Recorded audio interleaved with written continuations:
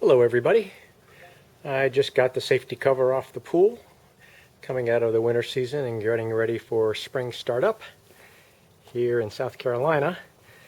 And last year, all this pollen scum that's at the waterline, I simply brushed, and that was a disaster. So I'm not going to brush it this year. I'm going to do something completely different this year. Let me show you. It seems to be working out pretty well, and just stumbled across this idea myself, so thought I'd share it with you. I've already done the water line on the deep end of the pool, and I'm getting ready to tackle one of the long sides here.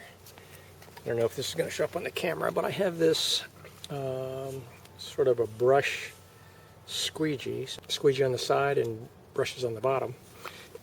And all I do is I just squeegee the pollen off. Let me see if I can hold the camera to do this at the same time. So I'll just set it down in the water, squeegee up.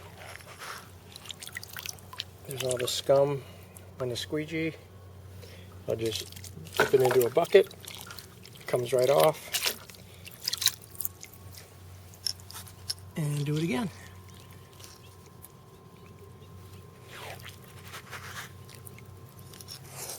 There it is right there.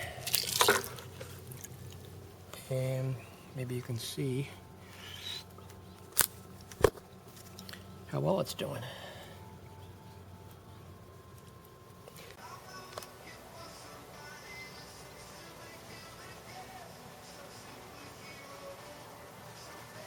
When I'm all done, what I'll end up doing is taking this Jack's surface cleaner.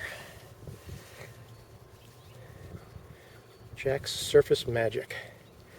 And if the surface needs it, I'll put a couple of drops in and let it do its job, sort of cleaning up the final mess on the surface.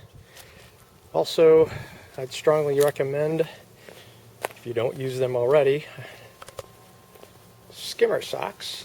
I threw this skimmer sock in last night.